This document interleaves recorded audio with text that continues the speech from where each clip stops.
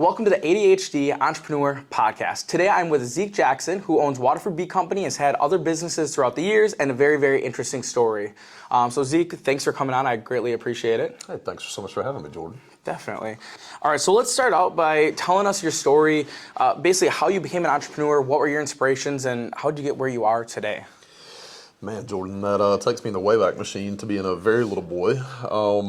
So Mr. Horn's fifth grade class, he decided that he was going to teach us an entire lesson about the economy.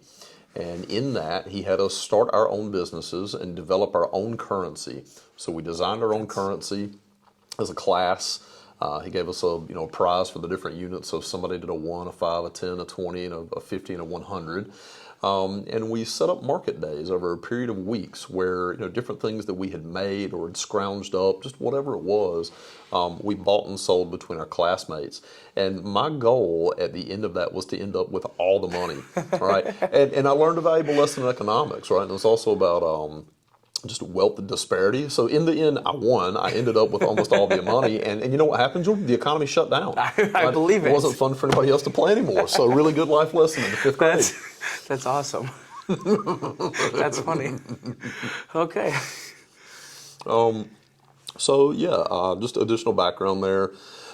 First real business I started, I was 16 years old. It was a janitorial services firm for doctors' offices. Went out and got contracts with 3 different doctors to clean up their offices. I did it after hours. It was a great gig for a 16-year-old kid. Went away to college, started a couple of other businesses. One of them was a Hawaiian shaved ice stand. Another one was a furniture store that I ran, a retail furniture store for a number of years. With the furniture store, how did you get the furniture? How did you? So went to High Point. Furniture at least once upon a time, was substantially manufactured in North Carolina alongside the textile industry. So my next door neighbor growing up owned one of the big chain furniture stores in North Carolina. He sort of got me into the business through a sales position. After a couple of years of learning what sales and credit management and store management was like, I decided I can do this on my own. So went out, and this is really pre-internet days. Yeah. So I had to go to the old school furniture shows and shop around and place manual orders, on fax machines, because that was just the world, in those days. So you couldn't just post it on Marketplace and have people start messaging you and buy this stuff. It was a lot different back then. Old school relationship building and trust building and developing those supplier relationships.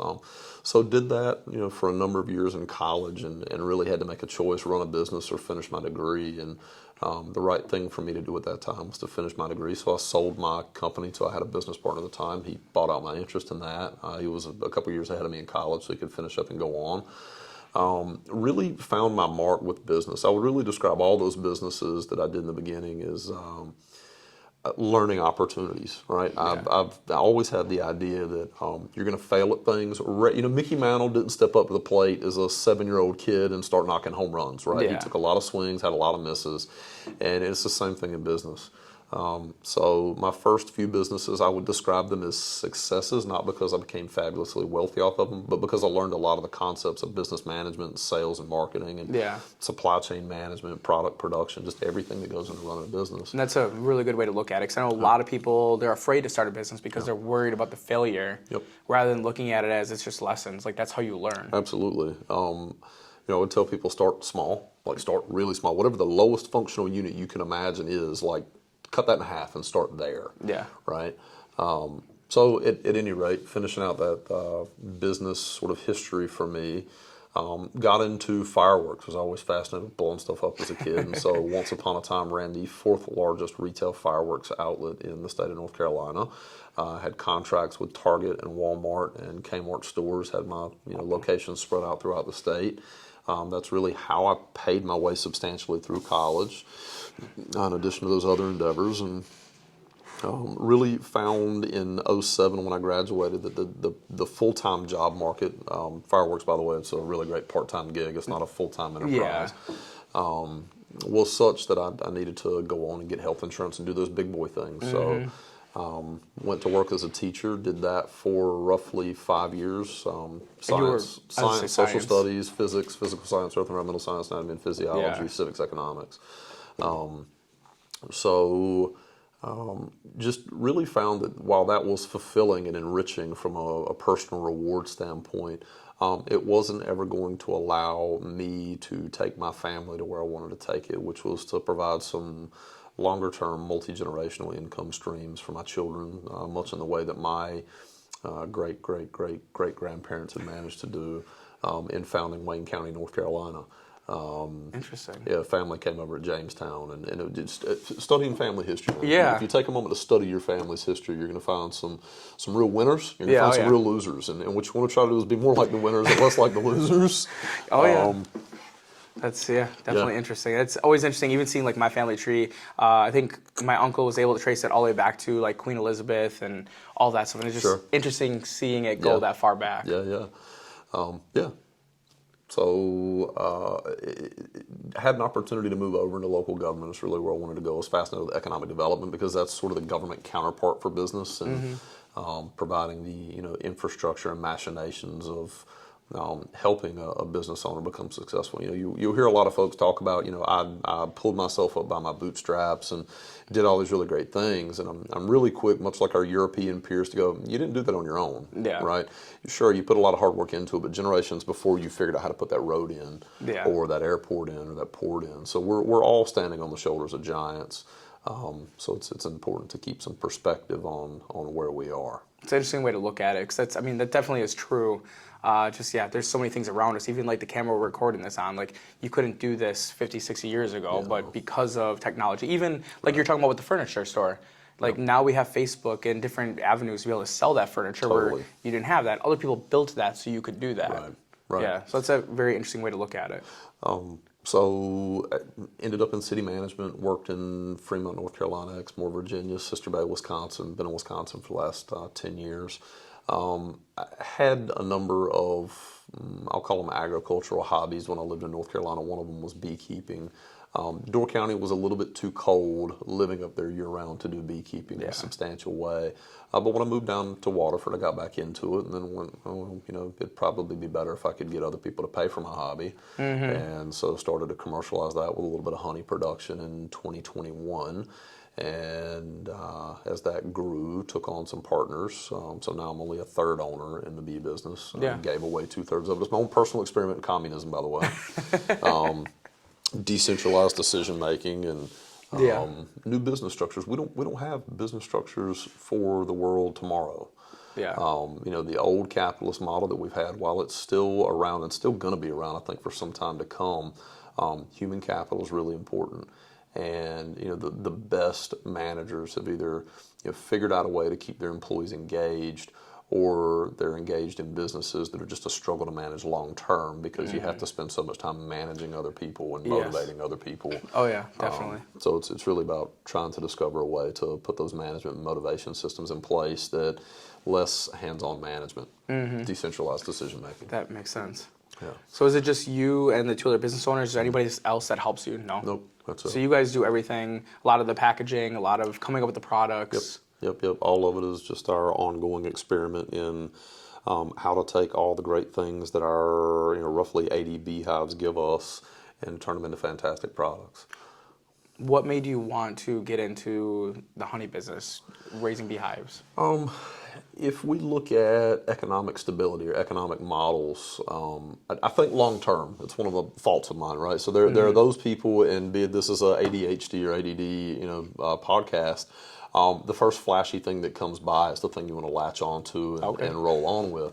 I'm the exact opposite end of the spectrum from an ADD perspective in terms of concentration. Yes. So my perspective is, how do I start a business that not only is it not a sprint for me, it's a marathon, but is a series marathon where I'm handing the baton off to the next generation so they can continue to run on with it. Oldest run company in the world, Congo Gumi. Japanese company, 970 years old, went bankrupt in the crash of '08. They only did one thing, Jordan, that was build Buddhist temples. Holy cow. Okay, 1,000-year-old company, and they had a strict management policy in place, which was they handed management off either paternally or maternally. It didn't matter whether it was a male or a female. A male was always in charge. The female would inherit leadership in the company via her husband, right? So if she was the one in line to get it and her husband was the most competent employee, they gave the leadership to the most competent family member in that particular generation. And then when that generation was done, they avoided everybody else and handed it to the next most competent member in the generation down from them. And that's how they kept it in business 1,000 years. Wow. They then decided to get away from building Buddhist temples. Got into real greed. Oh, so that's why they went out of business. Yeah, they decided to shift gears. Yeah, they got into real estate speculation in Japan and the United States and other areas. Instead of just building Buddhist temples as a really great 1,000-year-old contractor, they bankrupted. So honey is a business that anybody can do. It's one that's relatively hard to automate. So I wanted to develop, I guess I'll talk about the standards. Yeah. I wanted to find something that wasn't likely to be automated over the next 20 years. Okay. So much of our world with now OpenAI, ChatGPT-4 that just came out, really means that many of the companies that people may want to start are going to come under direct threat from much more moneyed, capital-rich entrepreneurs at a bigger level that they can displace you from the marketplace. Yeah. Everybody has to eat. And there's a shortage of food on this planet. There's never enough food to feed everybody. Especially as the population keeps on growing. It's actually sort of running flatline the other way. It's a different demographics conversation. So this business is sort of base level production where it's, again, hard to automate, is a unique local product. So you can buy Chinese honey, you can buy Indian honey. Roughly 70% of the honey consumed in the United States is imported from either China, Vietnam, or India. If you're an American honey, that's a premium product these days in the marketplace, and so that allowed us to have a competitive niche. Sometimes price isn't the thing you want to compete on. Yeah.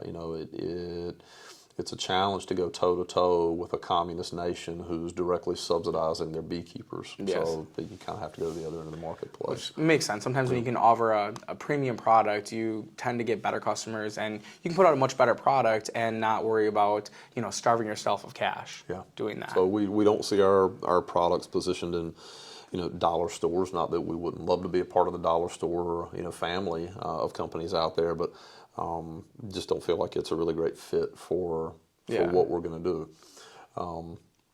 So we chase markets that are niche. Around here, we're in roughly 27 stores that we distribute to, substantial online presence, and then a lot of it is just face-to-face marketing via different markets, farmers markets, festivals, and events. How did you come up with the name Waterford Bee Company? What made you want to use Waterford in the name? Live here. So once upon a time, companies had geographic moats. You'll hear Warren Buffett talk frequently about moats, or the concept of moats. So the number of types of moats you can build, the strongest of which is a geographic moat. So by that I mean it's hard to come into the marketplace if you are, I don't know, let's go with Botswanan honey, right? And try to sell Botswanan-made honey in Waterford. The floral sources that the bees are going to get into in Botswana are going to be very different and totally unrelated to the natural pollens that people come in contact with here in Waterford. So if people are buying Waterford Bee Company products, they're buying honey from bees that are raised right here on the Fox River, in our Fox River Valley. So they're getting exposure to maple trees and basswood and black walnut and all the vetch and aster and clover, everything that's here, right? Yeah. That's what's in this honey. So that's really where we intended to market that. And so really honey from, say, down here versus, in South Carolina is probably going to taste somewhat vastly different. Does all beer taste like Budweiser? Yeah. No. Wait. No, all beer doesn't taste like Budweiser, Okay. right? So it's the same with honey. Correct, yeah. So, if the only beer anybody could get was Budweiser, well, that's kind of like saying Clover honey, right? Okay. It's sort of the Budweiser of honey.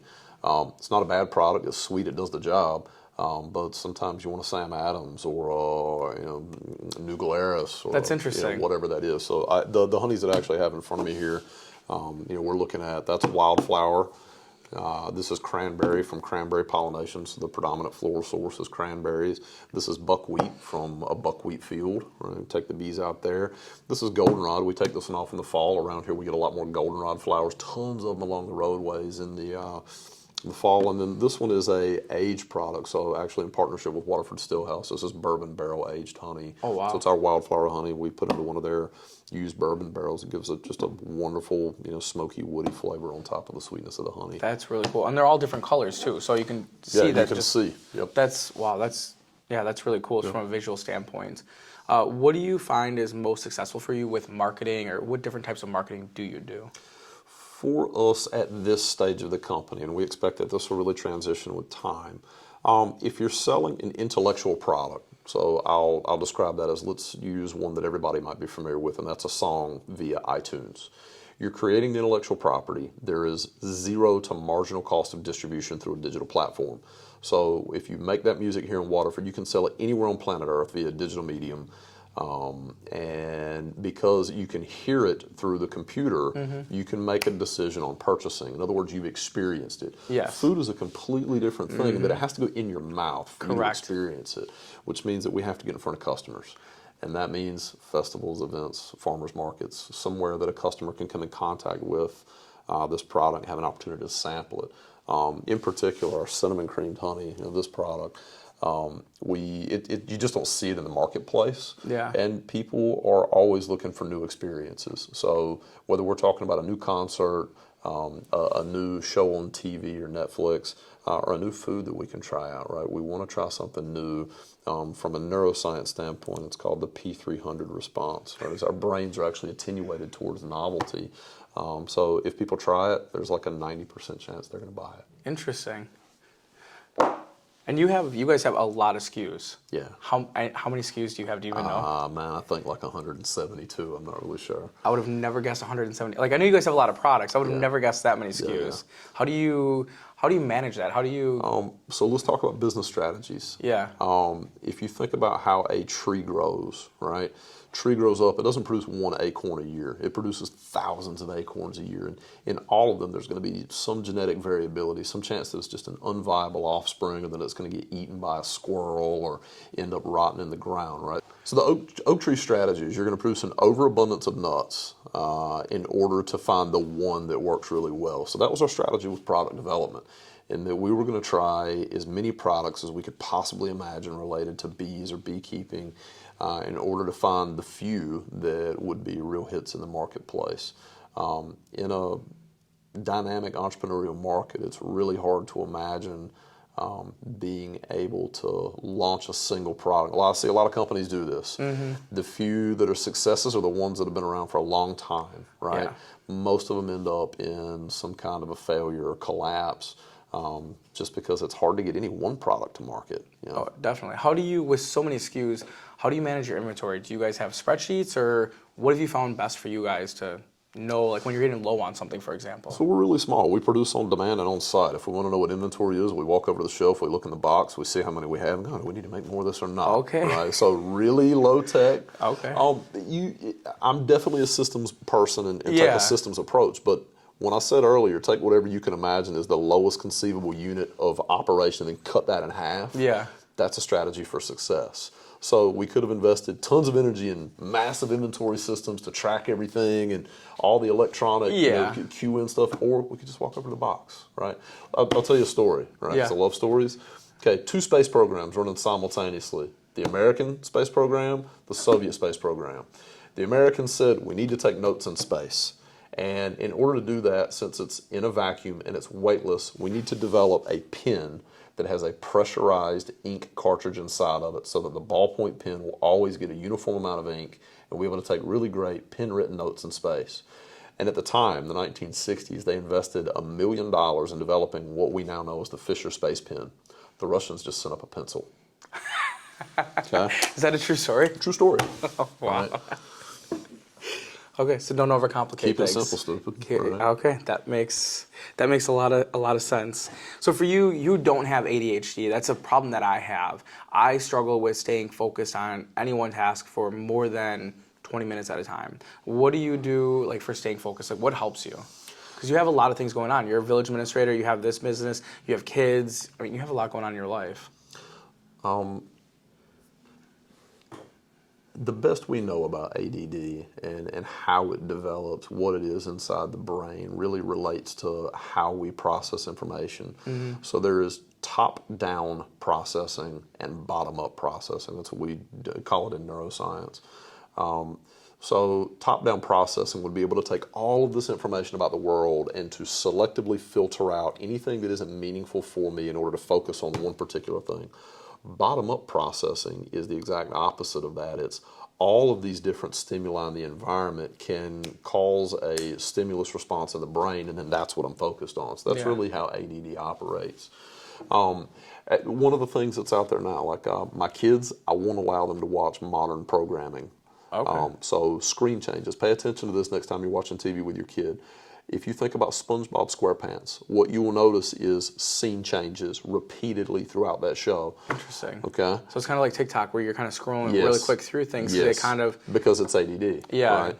So we have trained an entire generation. Really, you're the younger part of my generation, right? But I just happened to grow up at a time when you still had to change TV channels with a dial and wiggle the antenna. Yeah, I think we still kind of have that. I mean, I'm an older millennial is kind of part of the generation I'm a part of, I think. Well, but I mean, we kind of had a little bit of that, but for the most part, we had a remote and all that. Maybe we were just poor. Yeah, maybe. Something, I don't know. So I don't know how to tell you how I stay focused other than maybe to say something like goals are important, and I keep the goals off in the distance as the thing that I really want to go after. And as long as I'm making successive moves towards that singular goal or series of goals, then I tend to stay on track and moving where I want to move to. What is your, speaking of goals, what is your biggest goal? What's the biggest goal you've ever had, or what's a really big goal you're chasing? Biggest goal I've ever had, or biggest goal I'm chasing? Both. Okay, lofty dream. Yep. First beekeeper on Mars. That would be crazy. That would be cool. That would be crazy. That would be interesting. Do I think that's a realistic goal? No, I don't. I think I'm... Yeah, but I think everybody would say that Elon Musk is crazy for thinking we can get to Mars. And he's created, space shuttles that can land. Right. I mean, he's doing crazy things. Realistically, I think at this age, I've just turned 40 this past year. I'm now thinking about, what do the next 40 years of my life look like? And how do I want to retire? So this is a really great putsy hobby business for an old guy to kind of mess around with. And, we'll continue to work and build this. Dan, one of my partners, is retiring in 3 years, right? So perfect retirement business for him. Yeah. To chase a hobby and love working with bees, and you'll be able to make some money on the side at it. What are your, I guess, going into Waterford Bee Company then, what are long-term goals for you with that company? What is that going to look like, say, 5-10 years from now? Are you guys going to have more beekeepers across the state? Are you guys going to have more locations? What does that look like? The original goal at the foundation of the company was to be able to support other beekeepers. So, as I said earlier in the interview, 70% of the honey that we consume in the United States is imported. That's a problem that we can do something about. So we run into guys all the time. It never fails, we're at a market. We'll talk to 2 or 3 different beekeepers who maybe have 1 hive or 2 hives or 3 hives, but they seem to really have a barrier in understanding, how do I take this thing that I love doing, which is keeping bees, working outside and producing honey, and turn that into a marketable product.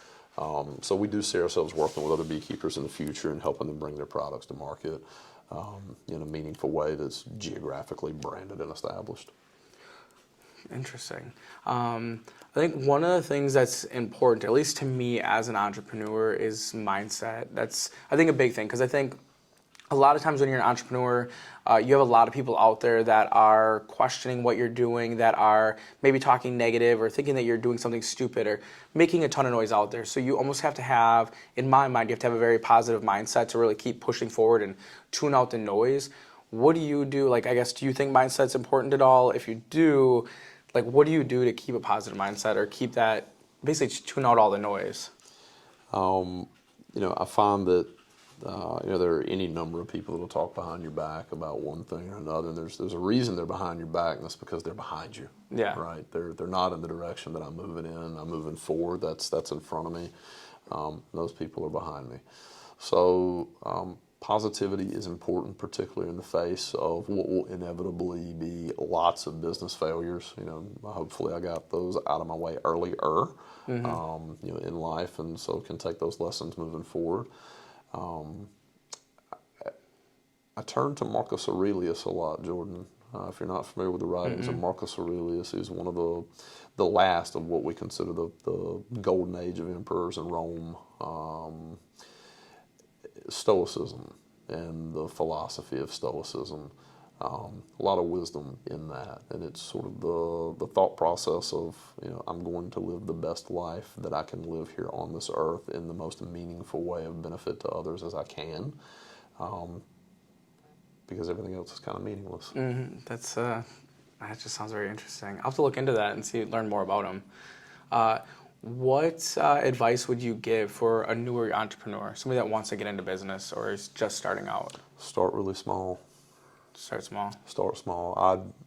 In my professional role as an administrator, I talk to folks all the time that have really great dreams and ideas about things they want to do. And then as I start to ask them questions about what their personal background is, what their experience is, what their capital base is, right? I mean, we're in capitalism, and I would argue maybe not so much capitalism as creditism.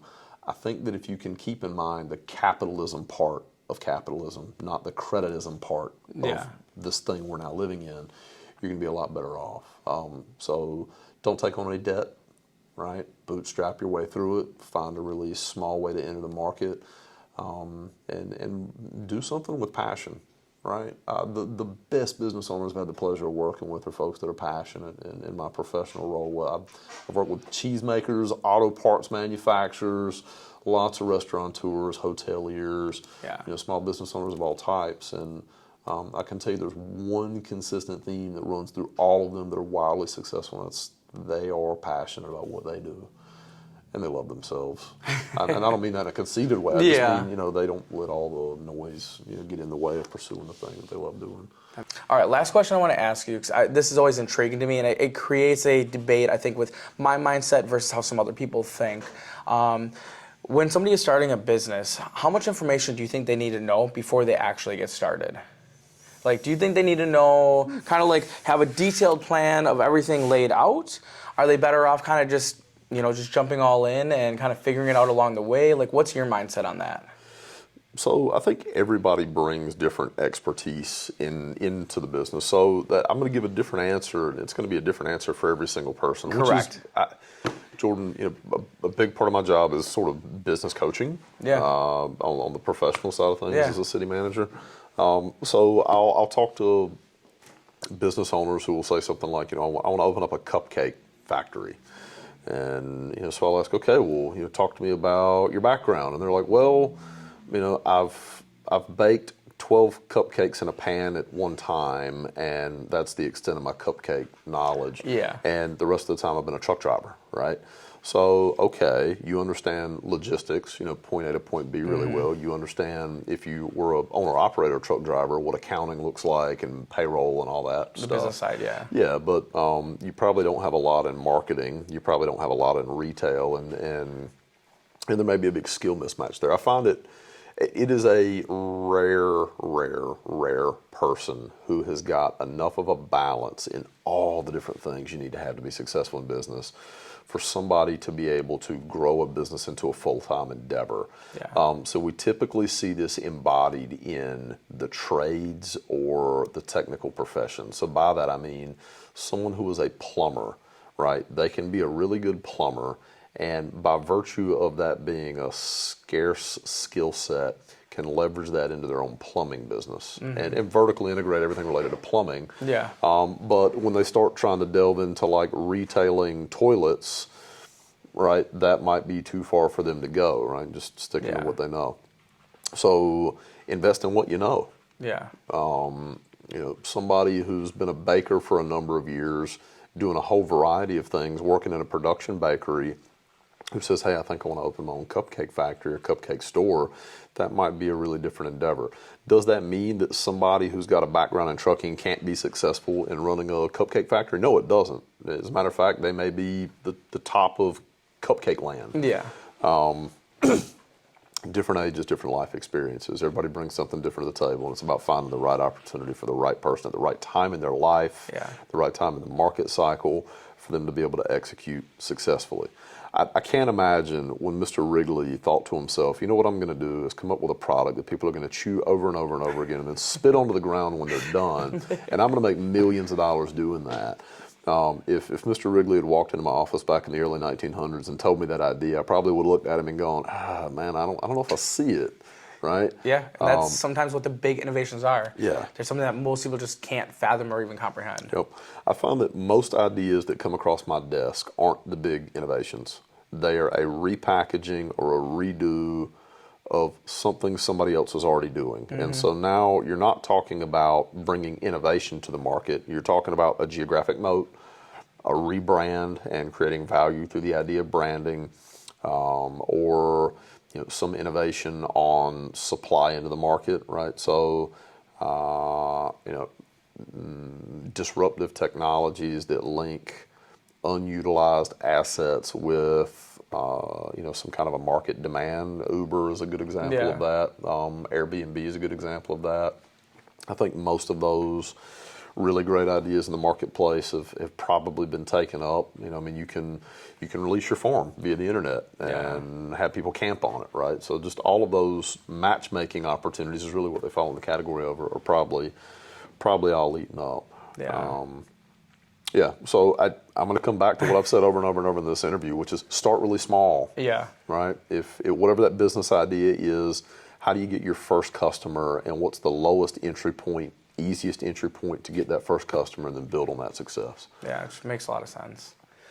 Is there anything else you want to add or anything we did? I think it's really cool you're doing a podcast. I've been wanting to do it for years. Yeah. So Finally just did it. Okay. Well, I'm glad you're doing it. Yeah, me too. It's something I've wanted to do. I find it very intriguing just to hear from other business owners, like what their story is. That's what's really intriguing to me. So to be able to just do this, it's something I've been wanting to do for years, and it's finally just, I just have to do it.